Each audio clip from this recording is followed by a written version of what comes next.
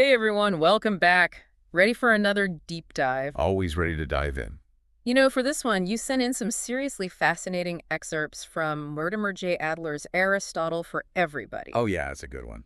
A classic. It really seems like you're hooked on not just what Aristotle thought, but like why it still matters now, today, in the 21st century. Exactly. Like, how does this ancient wisdom connect with our lives? Exactly.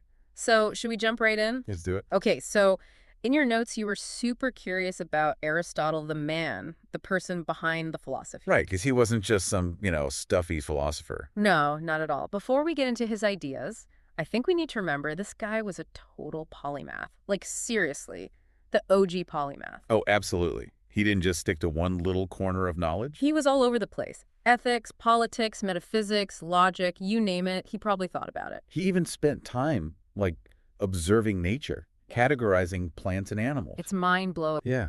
What Adler does so well in that book is he highlights, like, what makes Aristotle so unique. He wasn't an armchair philosopher. Right. He wasn't just theorizing in isolation. No, he was out there applying reason to, like, everything around him. That's so cool. It makes you think, right? Like we live in a world of specialists. Totally. We've got experts in, like, the tiniest little niches. But have we lost something in that hyper-focus? Like maybe Aristotle's broader approach has something to teach us. I see what you mean. Adler really emphasizes this point about Aristotle's method.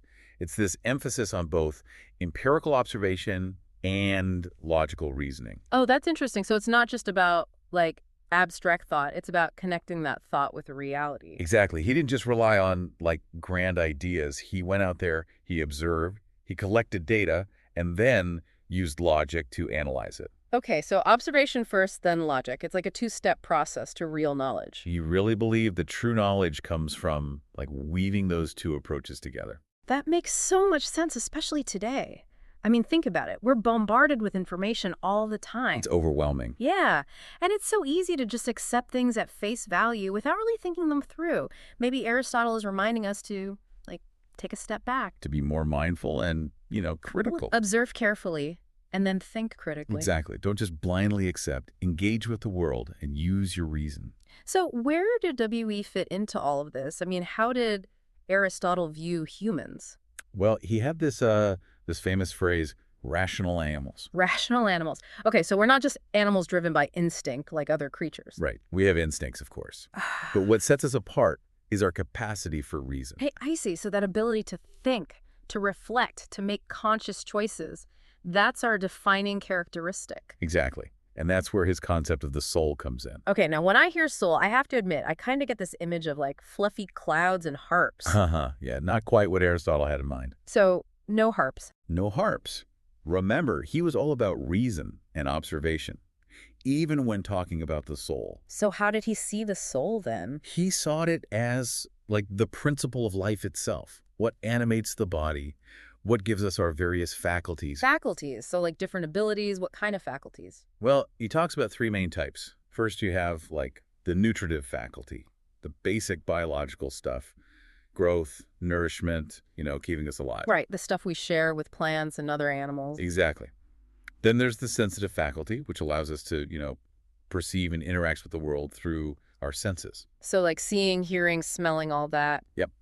But then the most important one that sets us apart, the rational faculty. Ah, there it is again, reason. This is what allows us to think, to reflect, to make moral judgments. So it's because of that rational faculty that we can, like, ponder the big questions of life. Exactly. And that brings us to another key concept, eudaimonia. Eudaimonia. I remember this term from the excerpts. It's not just like happiness in the everyday sense, right? No.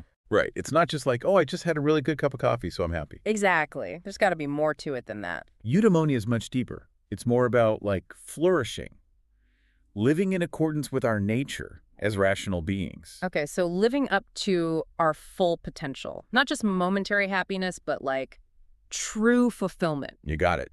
And for Aristotle, that fulfillment comes from virtuous activity. Virtuous activity. Now, virtue can sound a bit preachy, you know what I mean? Like, was Aristotle some kind of moral absolutist laying down the law? Not at all. He was very much a pragmatist. So no finger wagging. When he talks about virtue, he's not talking about, like, following a rigid set of rules. It's more about... It's about developing those qualities of character that allow us to thrive.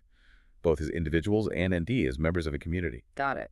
So it's about figuring out what allows us to live well, both for ourselves and for others. You got it. So what are these virtues exactly? Like, how do we know what they are and how do we develop them? Well, he divides them into two main types, intellectual virtues and moral virtues. Okay, break that down for me. Intellectual virtues are things like wisdom, understanding, practical wisdom, And how do we cultivate those? through learning and reflection, through engaging with the world with ideas. Okay, that makes sense. But what about moral virtues? Those sound a bit trickier. This is where Aristotle's famous doctrine of the mean comes in. He believed that moral virtue is found in the middle ground between two extremes. A middle ground. I think I need an example Yeah, here. let's take courage, for instance. Okay, courage. Everyone loves a good hero story. Right. But for Aristotle, true courage isn't about being reckless, like rushing headfirst into danger without thinking. Right, like a hothead. Exactly. But it's also not about being a coward and shying away from everything. So you've got to find that balance. Courage is the mean, the balanced point between those two extremes. So it's not too much, not too little, but just the right amount of courage for the situation. You got it. And this applies to all the moral virtues. I'm starting to see the pattern here. Like, think about generosity. Okay, generosity, what are the extremes there? It lies between, like, extravagance on the one hand, just throwing money around without thought, Okay, so that's one extreme. What's the other? and stinginess on the other. Yeah. Holding on to everything, never sharing. So true generosity is somewhere in between those two. Exactly, finding that balance. Or, another example, temperance. Temperance. Now, what's that all about? It's about finding that middle ground between overindulgence. So, like, too much of a good thing. Right. Too much food, too much drink, But also, but also avoiding excessive self-denial. There's got to be balance there, too. wow, this is fascinating. But, I can already hear our listener out there thinking, okay, this doctrine of the mean sounds great in theory, but how do I actually apply it in my own life? Right. Life rarely gives us neat little categories. No, it's messy. It is. And that's where Aristotle's wisdom really shines. Because he's not giving us a set of rules to just blindly follow. He's encouraging us to think critically, to analyze situations, and to strive for balance in our actions, our choices. So it's not like a recipe book. It's more like It's like a framework. yes, like a set of principles that we can use to guide our decisions. So it's about using reason to figure out what that mean looks like in each specific situation. Exactly. It's about constantly asking yourself, am I leaning too far in one direction? Is there a more balanced approach I could take? Okay, this is really resonating with me. But wait, hold on. You mentioned in our prep notes that this idea of the mean actually connects to Aristotle's ideas about politics. It does. We're going from personal ethics to politics. How does that even work? Well, you see, Aristotle believed that humans are not just rational animals, but also inherently political animals. You mean we're hardwired to be social creatures? Like we can't help but form communities and create systems of governance? Exactly. He saw the polis, the city-state, as like the natural environment for humans to flourish. I see. So we need that social structure. But here's the key. He didn't think the purpose of the polis was just to provide, like, basic needs, Right, like safety and security, that kind of thing. Exactly. Yeah. There was a higher purpose. For Aristotle, the ultimate aim of the polis was to promote virtue amongst its citizens. Whoa. Okay, so the goal of a good society is to help people become more virtuous. Exactly. It's about creating a society where people can develop their character, live ethically, and contribute to the common good. That's a really interesting idea. So for Aristotle, ethics and politics were totally intertwined. They were two sides of the same coin. So good governance isn't just about laws and order, it's about fostering a virtuous citizenry. Precisely. And, this is where it gets super relevant to us today. Oh yeah, how so? Think about how often we see this disconnect between politics and ethics. It's like sometimes politics feels like it's just about power and winning. Exactly. But Aristotle's reminding us that good governance requires ethical leadership. And that a truly just and thriving society depends on people who are, actually trying to live virtuously. Right. It's not enough to just complain about politics in the abstract. It's about each of us taking responsibility for, cultivating virtue in ourselves. And participating in shaping our communities for the better. Exactly. I love how he brings it back to the individual. It's both individual and collective. We need both. This is great, but hold on a second. There's so much more in those excerpts you shared. We haven't even touched on his ideas about knowledge or logic or that whole metaphysics thing. Oh, you're right. We've got a whole other layer of Aristotle's thought to unpack. There's a lot more to this guy than meets the eye. Definitely. Well, I think we've laid a really good foundation here. Yeah, this is a great starting point. But there's so much more to explore. So much more. Okay, so we've talked about how Aristotle saw humans as these like rational animals, right? Yep. Driven by this deep desire to understand the world. Yeah, that thirst for knowledge. But how do we actually like go from just observing things to really understanding them? How do we acquire knowledge? Right, that's the big question. And this is where Aristotle's theory of knowledge comes in. You know, what philosophers call epistemology. Epistemology, there's a word for everything in philosophy, isn't there? It can get a little jargony, but stick with me. I'm all ears. So this is where that emphasis on both observation and logic that we talked about really comes into play. Aristotle believed that the journey to knowledge begins with our senses. Okay, so like seeing, hearing, touching, all that. Exactly. Sight, smell, touch, taste, hearing. All those senses provide the raw data, the building blocks of understanding. So we're not just born with all the knowledge we need. We have to like go out and experience the world, gather information through our senses. Exactly. He wouldn't want us to be like passive sponges just soaking up sensory information. No, we got to be active participants. Our minds have to actively process that data, moving from specific observations to more general concepts. He called this process induction. Induction, okay. Can you give me like a concrete example? Sure. Imagine you're a kid and you see an apple fall from a tree. Okay, classic Apple example, Sir Isaac Newton, all that. Right. Then you see another apple fall Mm-hmm. and another. And through those repeated observations, you start to induce to form this general principle. Things, when dropped, fall down. Right, like that's how we start to understand gravity, Yeah. even without knowing all the fancy physics behind it. Exactly. Those early experiences, those observations, they lead to like these basic understandings. Okay, so that makes sense. So induction helps us form those general principles, but you mentioned logic earlier. Where does that fit in? So induction is like step one, is Okay. how we get those basic building blocks of knowledge. But Aristotle also emphasized demonstration, which is about using logic to deduce conclusions from those established principles. Okay, so it's like building a structure. Induction gives us the foundation, and then logic helps us build upwards. Perfect analogy. It's like a two-step process. We start with observation, with those concrete experiences, and then we use logic to connect those observations to reach new understandings. Powerful stuff. It's like logic takes us beyond just what we see and experience directly. Exactly. And speaking of logic, one of Aristotle's most significant contributions was developing this like formal system of logic. Oh, yeah. That's right. He gave us the syllogism, right? Yes, that's the one. Yeah. A way to structure arguments and test their validity. I remember that example. The classic one with Socrates. The one Adler uses in the book. Mm-hmm. All men are mortal. Socrates is a man. Therefore, Socrates is mortal. That's the one. It seems so simple. It's deceptively simple. But it's like a recipe for sound thinking. Exactly. By breaking down an argument into these clear premises and a conclusion, you can really see if the reasoning holds up. Right. Like, are the premises true? Does the conclusion logically follow from those premises? If your premises are true and the structure is valid, then your conclusion must be true. It's like a foolproof way to avoid those logical fallacies that can trip us up. Oh, man, we need that more than ever today.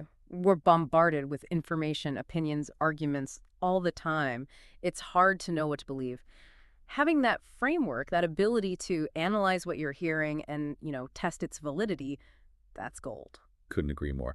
And for Aristotle, this wasn't just about like winning arguments or sounding smart. He saw logic as like fundamental to all knowledge. It's like the operating system for understanding the world. I like that, the operating system. It provides the framework for making sense of things. Okay, so we've got observation and induction, then logic and demonstration. But you also highlighted metaphysics as a key part of Aristotle's thought. And I gotta admit, when I hear metaphysics, I get a little intimidated. It sounds like we're about to go deep into, like, the mysteries of the universe. We are going to get into some big questions. There we go. But don't worry. Aristotle's approach to metaphysics is actually pretty grounded. Grounded. Okay, that makes me feel better. For him, it was about studying being.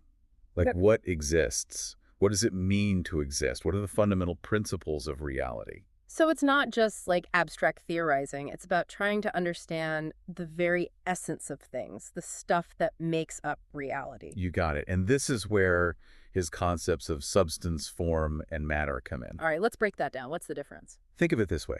Matter is like the physical stuff that something is made of, like the wood of a chair, the bronze of a statue, the water in a lake. Okay, so the basic ingredients. But the matter alone doesn't tell us what something is, you know? Right, because a pile of wood isn't a chair, and a lump of bronze isn't a statue. There's got to be something more to it than that. Exactly. And that something more is the form. The form, okay. Form is what gives matter its identity, its shape, its function. It's what makes a chair, and a statue. So it's like the blueprint. The essence, the Yeah. defining characteristic. So the form determines what the thing is, essentially. Exactly. And Aristotle argued that every single object, everything we encounter in the world, is a combination of matter and form. Wow, that's a lot to process. It's like this hidden structure behind everything. But what about change? Things are constantly changing, growing, decaying. How did Aristotle explain that? That's where potentiality and actuality come in. More fancy philosophical term? I know, but they're not as complicated as they sound. Help me out here. Okay, so Aristotle said that everything has a certain potential, a possibility of what it could become. Like an acorn. An acorn. An acorn has the potential to become a mighty oak tree. A block of marble has the potential to become a beautiful sculpture. I get it. So it's like this hidden blueprint for what it could be, but it needs something to activate that potential. Exactly. And that's where actuality comes in. Actuality is the realization of that potential. The acorn actually becoming an oak tree. The marble becoming a sculpture. So change is about things moving from a state of potentiality to actuality, like this journey of becoming. I love that. A journey of becoming. That's a great way to put it. And, Aristotle didn't just stop at describing change. He wanted to understand what causes it. What causes things to move from that potentiality to actuality. Okay, yeah. What makes that acorn actually sprout and grow into a tree? Right. And that's where he came up with his famous 4 causes. 4 causes. Oh boy, we're really going deep now. We are. And he used that example of a chair that we were just talking about to illustrate these causes. Okay, let's hear it. I'm ready for these 4 causes. So first you have the material cause. That's just the wood the chair is made of, the basic stuff, the matter. Okay, so that's easy enough. What's next? Second, there's the formal cause. That's the design, the shape that makes it a chair. That's what distinguishes it from a table or a bookshelf. Right. The blueprint, the plan. Now for the third, the efficient cause. That's the carpenter, the one who actually built the chair. The force that brought the matter and form together. The maker. Okay. 3 down, 1 to go. And finally, the final cause. And this one is the most important for Aristotle. It's the purpose, the reason, why something exists. In the case of a chair, the final cause is to provide a place for sitting. Ah, I see. So it's not enough to just know what it's made of or who made it. To really understand something, you have to understand its purpose. Its role in the world, what it's meant to do. Wow. So Aristotle believed that everything in existence has a reason for being, a goal it's striving towards. That's the idea. And understanding that final clause gives you a deeper understanding of the thing itself. But what's even more mind-blowing is that this idea of the final cause can be applied not just to objects, but also to human actions and even our lives as a whole. Hold on. You're saying Aristotle believed our lives have a purpose, a final cause? That's a pretty big claim. It is a big claim. And it's something we'll delve into more in the next part of our deep dive. I can't wait. Because for Aristotle, understanding our own final cause, our own purpose, that's key to living a truly fulfilling and meaningful life. All right, so we just left off talking about those 4 causes, right? And how even something as simple as a chair has a deeper purpose, a final cause. Right. It's not just about what it's made of or how it's made. It's about why it exists, what its FOR. And you were about to say that this idea applies not just to objects, but to our own lives. This is where it gets really interesting for me because I can totally see how our listener might be thinking, wait, so is Aristotle saying my life has a predetermined purpose, like it's already set in stone? Well, it's not quite as rigid as that. Remember, Aristotle was all about understanding our nature as rational beings, and that includes our capacity for choice, for shaping our own lives. Okay, so it's not like we're all born with a label that says you're destined to be a baker or your purpose is to be a philosopher. Exactly. Yeah. It's not about finding some predetermined purpose. It's about understanding ourselves, our strengths, our passions, and then using those to live a life of meaning and purpose. He believed that our final cause is tied to our unique nature, our individual talents and capacities. It's about discovering what we're good at, what we're passionate about, and using those gifts to contribute to the world around us. So it's less about finding some external purpose that's imposed on us and more about like aligning ourselves with our inner compass, our true selves. Exactly. And I think that idea is so relevant today, in a world that often tells us to chase external markers of success like wealth, status, power. Yeah, it's easy to get caught up in those things. It is. But Aristotle reminds us that true fulfillment, that eudaimonia we talked about, it comes from aligning ourselves with our true purpose. It's about asking those big questions, like what are my unique gifts? What kind of impact do I want to have on the world? Yeah, powerful questions. And they connect back to all those other themes we've been exploring, right? The importance of virtue, the idea that ethics and politics are intertwined, the power of observation and logic. It all comes together in this holistic vision of human flourishing. It's amazing how much Aristotle's ideas still resonate, you know? He's not just some figure from the past. His insights about human nature, ethics, politics, knowledge, they're all incredibly relevant to the challenges we face today. Absolutely. He reminds us that it's not just about accumulating knowledge or achieving material success.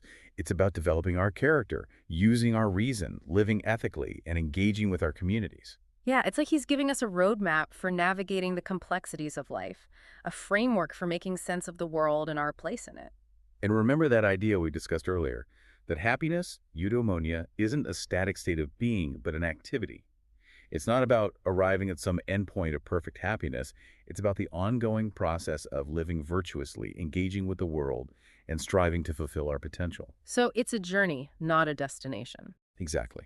And that journey, that pursuit of knowledge and the good life, is something we can all embark on, regardless of our background or circumstances. It's about making choices each and every day that align with our values, our purpose, our understanding of what it means to live a truly good life. I love that. It's empowering, you know? It's a reminder that we all have the capacity to shape our own lives, to strive for that flourishing that Aristotle talked about. It's a lifelong process of learning, growing, and becoming. Well, this has been an incredible deep dive. I feel like we've only just scratched the surface of Aristotle's thought, but hopefully this is giving you a taste of his wisdom and how it can be applied to your own life. And remember, the exploration doesn't have to end here. Go back to those excerpts, keep those questions brewing, see what new insights you uncover. Who knows, maybe this is just the beginning of your own personal Aristotelian adventure.